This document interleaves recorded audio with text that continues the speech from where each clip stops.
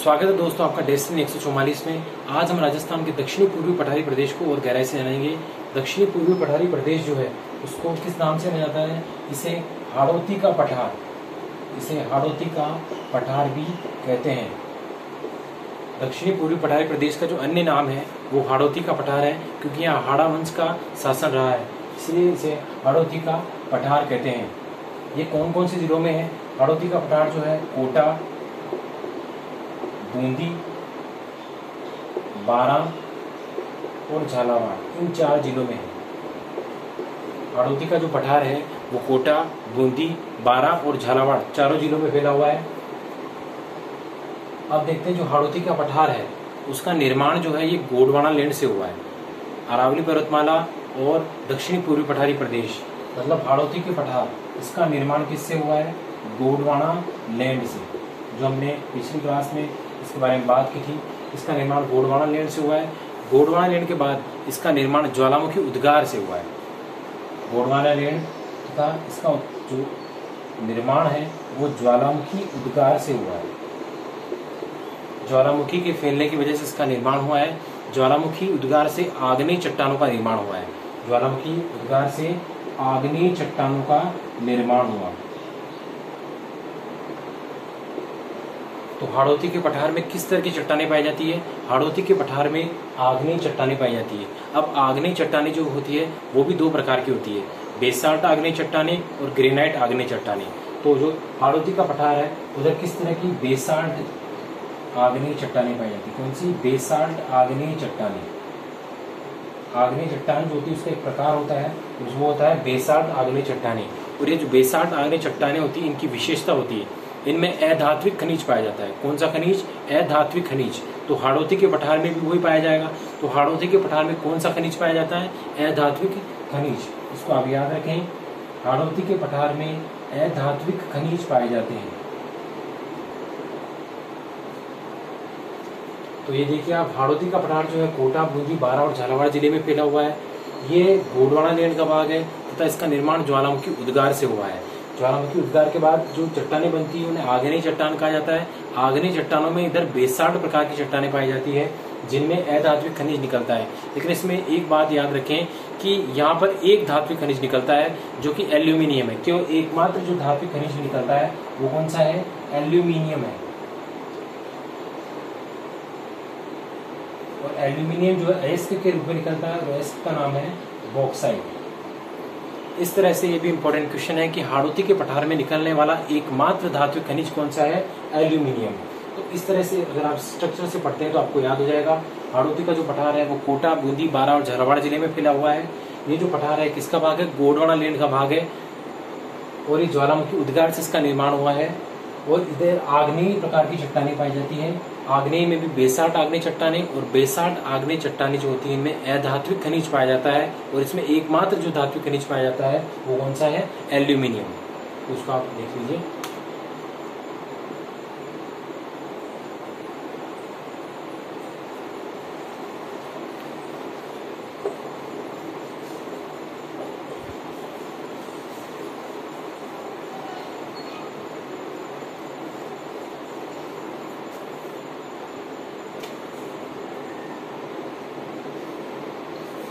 इसके बाद देखते हैं जो हाड़ौती का पठार है वो किन कोटा, बूंदी, बारां और झालावाड़ जिलों में फैला हुआ है। ये किस तरह विभाजित किया गया है? इसका विभाजन किस प्रकार से हुआ है?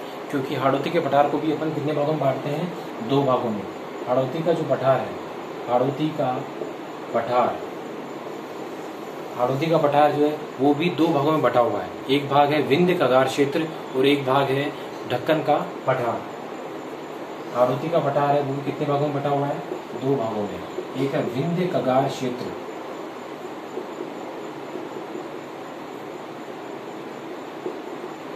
तो दूसरा है ढक्कन का पठार।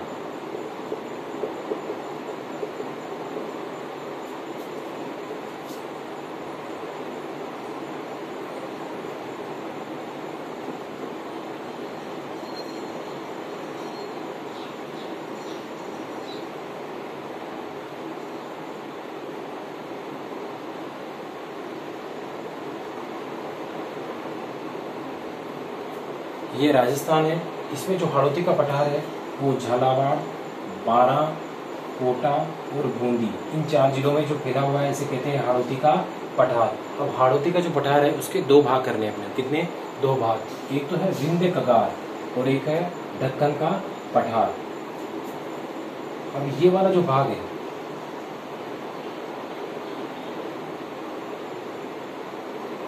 ये वाला जो भाग है इसे कहा जाता है विंध्य कगार क्षेत्र, क्योंकि इधर है विंध्याचल की पहाड़ियां। कौन सी पहाड़ियां? विंध्याचल की पहाड़ियां। तो कगार का मतलब होता है अंतिम किनारा। विंध्याचल की पहाड़ियों का अंतिम किनारा होने के कारण बिल्कुल लुप्त हो जाती है यहाँ आकर, इसीलिए इस क्षेत्र को क्या कहा जाता है? विंध्य कगार, विंध्य कगार क्षेत्र। विंध्य कगार क्षेत्र, विंध्य कगार क्षेत्र में कोटा, बूंदी और बारां, ये 3 जिले आते हैं। कोटा, बूंदी और बारां। क्योंकि विंध्य कगार क्षेत्र इसलिए कहते हैं क्योंकि कगार का मतलब होता है किनारा, और ये जो पहाड़ियां विंध्याचल की पहाड़ियां हैं और इधर अरावली पहाड़ियां। तो विंध्याचल जो है इसका कगार है बिल्कुल अंतिम छोर पर है, इसलिए इसे किस नाम से जाना जाता है? विंध्य कगार क्षेत्र। इसके साथ मैं आपको एक बात और बता देता हूँ कि ये विंध्याचल की पहाड़ियां इधर से आती है और अरावली यहाँ तक है। तो इस तरह ये दोनों को मिलाने का काम करता है, दोनों का मिलन बिंदु है, इसीलिए इसे संक्रांति क्षेत्र के नाम से भी इसे जाना जाता है। तो हाड़ौती का जो पठार है वो किस नाम से भी जाना जाता है? संक्रांति क्षेत्र के नाम से भी जाना जाता है। तो संक्रांति क्षेत्र के नाम से किसे जाना जाता है? हाड़ौती के पठार को। क्यों? क्योंकि इधर से विंध्याचल की पहाड़ियां खत्म होती है यहाँ आकर और अरावली इधर यहाँ आकर खत्म होती है। तो दोनों का मिलन बिंदु होने के कारण इसे क्या कहा जाता है? संक्रांति क्षेत्र। और विंध्य कगार क्षेत्र बोलने का जो कारण है वो ये है कि विंध्याचल की पहाड़ियों का अंतिम सिरा आने के कारण, विंध्याचल की पहाड़ियों का अंतिम सिरा इस क्षेत्र में आकर ये पूरी तरह से लुप्त हो जाती है, इसीलिए इसे विंध्य कगार क्षेत्र कहते हैं। और ये वाला जो भाग है, ये वाला भाग कहलाता है दक्कन का पठार। दक्कन के पठार में एकमात्र जो जिला आता है वो कौन सा आता है? झालावाड़। झालावाड़।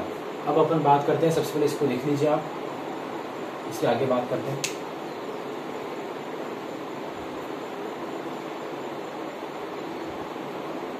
इसमें ये जो क्षेत्र है बूंदी कहलाता है। बूंदी से सवाई माधोपुर की तरफ, बूंदी से सवाई माधोपुर की तरफ जाते हैं तो वहाँ एक घाटी बनी हुई है जिसे कहते हैं महान भ्रंश घाटी। महान भ्रंश घाटी। बूंदी से सवाई माधोपुर की तरफ एक घाटी है, इस घाटी को क्या कहा जाता है? महान भ्रंश घाटी। तो एग्जाम में पूछा जा सकता है कि महान भ्रंश घाटी किन 2 जिलों के मध्य स्थित है? तो बूंदी और सवाई माधोपुर। बूंदी और सवाई माधोपुर। इसके अलावा इसके दक्षिण में हाड़ौती का पठार जो है, इसके दक्षिण में कौन सा पठार है? मालवा का पठार।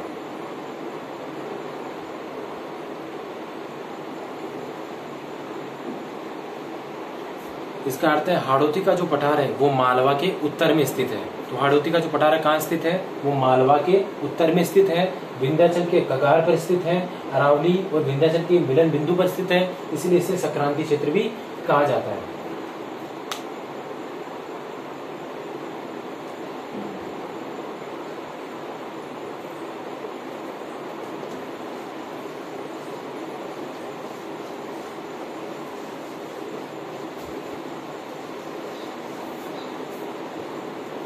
अब देखते हैं विंध्य कगार क्षेत्र को है उसको भी 3 भागों में बांटा गया है। विंध्य कगार क्षेत्र के जो 3 भाग हैं उसमें पहला है अर्धचंद्राकार पहाड़ियां। इस प्रकार की पहाड़ियां पाई जाती है हाड़ौती में, अर्धचंद्राकार पहाड़ियां। दूसरा जो है नदी निर्मित मैदान, नदी निर्मित मैदान। और तीसरा जो भाग है वो है शाहाबाद उच्च भूमि, शाहाबाद उच्च भूमि। उसी तरह दक्कन का पठार है, उसके भी 2 भाग हैं, झालावाड़ का पठार और डग गंगधर प्रदेश।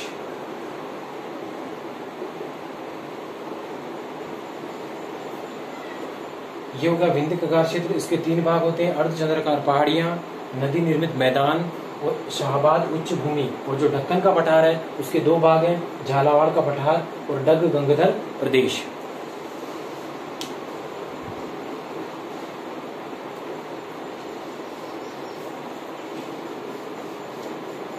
अब विंध्य कगार क्षेत्र में जो पहला पॉइंट है वो है अर्धचंद्राकार पहाड़ियां। अर्धचंद्राकार पहाड़ियाँ, क्योंकि इनकी आकृति जो है आधे चांद जैसी होती है, इसीलिए इन्हें अर्धचंद्राकार पहाड़ियाँ कहते हैं। अब अर्धचंद्राकार पहाड़ियाँ कौन कौन सी है? पहली है बूंदी की पहाड़ियाँ।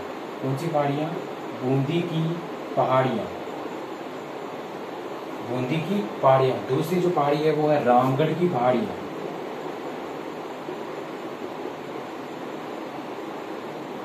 तीसरी जो पहाड़ी है बूंदी की पहाड़ी के बाद कुंडला की पहाड़ियाँ। कौन सी? कुंडला की पहाड़ियाँ।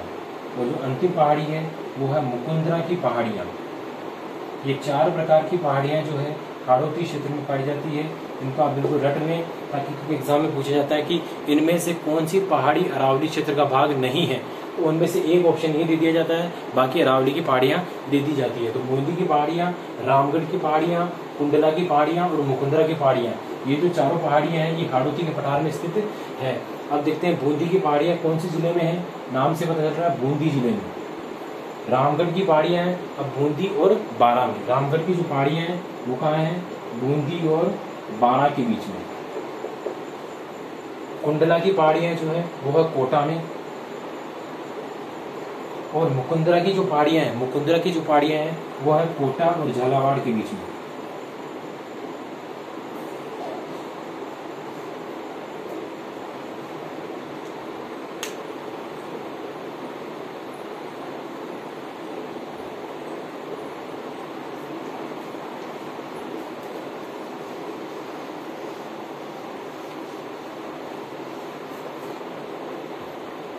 अब देखते हैं प्रमुख चोटियाँ। एक तो बूंदी की पहाड़ी जो है, बूंदी की पहाड़ी, उसमें है संतूर। संतूर नाम की चोटी है जो बूंदी की सबसे ऊंची चोटी है और उसकी जो ऊंचाई है 353 मीटर है। 353 मीटर। इसके अलावा जो रामगढ़ की पहाड़ियाँ हैं, एक इम्पोर्टेंट ये है कि रामगढ़ की पहाड़ियों में जो बूंदी में स्थित है, बूंदी और बारां में है, बूंदी और बारां में, किंतु जो बूंदी में स्थित रामगढ़ की पहाड़ियां हैं उनकी आकृति कैसी है? घोड़े के नाल की जैसी। किसकी है? घोड़े के नाल, घोड़े के नाल की आकृति है। रामगढ़ की पहाड़ियां बूंदी और बारां में है, लेकिन जो पहाड़ियां बूंदी में है उनकी आकृति कैसी है? घोड़े के नाल की जैसी। अब जो इस क्षेत्र की हाड़ौती के पठार की सबसे ऊंची जो चोटी है उसे किस नाम से जाना जाता है? हाड़ौती के पठार की सबसे ऊंची चोटी जो है वो है चांदबाड़ी। कौन सी है? चांदबाड़ी। ये हाड़ौती के पठार की सबसे ऊंची चोटी है और उसकी जो ऊंचाई है वो है 517 मीटर। इसको याद रखें, हाड़ौती के पठार की सबसे ऊंची चोटी कौन सी है? चांदबाड़ी कोटा। चांदबाड़ी कोटा में है और कितनी? 517 मीटर की है। इसको बहुत इंपॉर्टेंट है क्योंकि हाड़ौती के पठार की सबसे ऊंची चोटी है चांदबाड़ी।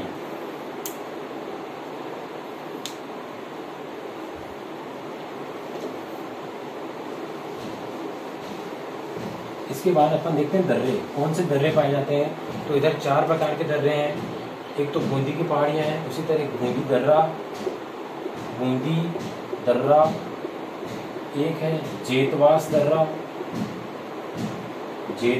दर्रा, एक है रामगढ़ की पहाड़ियां हैं तो वो रामगढ़ दर्रा वहाँ पर स्थित है। और जो चौथा है वो है लाखेरी, जहाँ सीमेंट का काम था वो है लाखेरी दर्रा। इस तरह हाड़ौती के पठार में केवल ये 4 प्रकार के दर्रे पाए हैं। 4 जो दर्रे हैं वो है बूंदी दर्रा, जेतवास दर्रा, रामगढ़ दर्रा और लाखेरी दर्रा।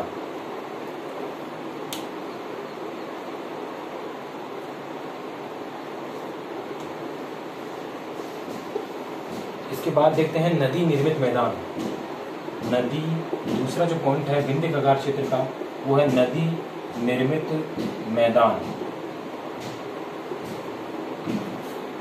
मैं कुछ हाड़ौती का जो पठार है उसका कुछ चित्र बना देता हूँ।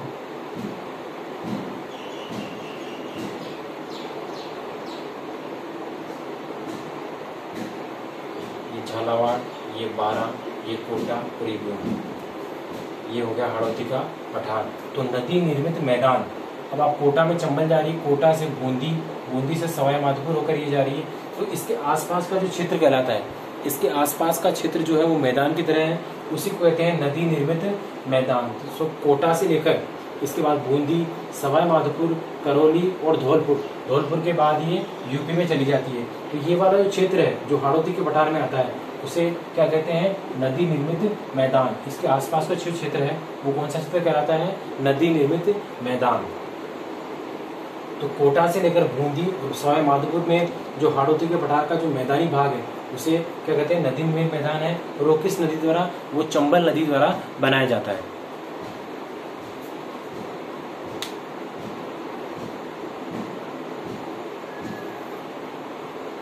इसके बाद जो तीसरा पॉइंट है वो है शाहाबाद उच्च भूमि। शाहाबाद उच्च भूमि, बिल्कुल आप अगर मानचित्र से समझते हैं तो आपको आसानी से समझ में आ जाएगा। शाहाबाद उच्च भूमि जो है ये 12 की, ये वाला जो क्षेत्र है, ये वाला क्षेत्र, यहाँ पे सहरिया जनजाति रहती है और इस क्षेत्र को क्या कहा जाता है, शाहाबाद उच्च भूमि। तो शाहाबाद उच्च भूमि किस जिले में है, ये भी इम्पोर्टेंट है। शाहाबाद उच्च भूमि जो है वो 12 जिले में, किस जिले में है, 12 जिले में है। और यहाँ कौन सी जनजाति रहती है, सहरिया जनजाति। और यहाँ पर एक चोटी है जिसका नाम है कांबा, और उसकी ऊंचाई है 456 मीटर, 456 मीटर। ये यहाँ पर स्थित है। और 12 की सबसे ऊंची चोटी है कौन सी, कांबा। तो हमने 3 इंपॉर्टेंट चोटियां पढ़ी है। बूंदी की सबसे ऊंची चोटी जो हमने पढ़ी वो संतूर है। कोटा की सबसे ऊंची या हाड़ौती की सबसे ऊंची कौन सी है, चांदवाड़ी है। और 12 की सबसे ऊंची चोटी कौन सी है, कांबा, जो कि शाहाबाद उच्च भूमि में स्थित है। और यहीं पे कौन सी जनजाति रहती है, यहीं पे सहरिया जनजाति रहती है। ये राजस्थान का बिल्कुल अंतिम छोर है।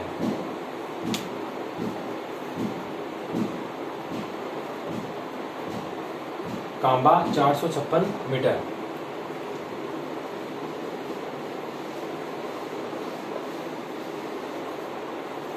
अब जो इधर वाला पोर्शन बचा था वो था ढक्कन का पठार।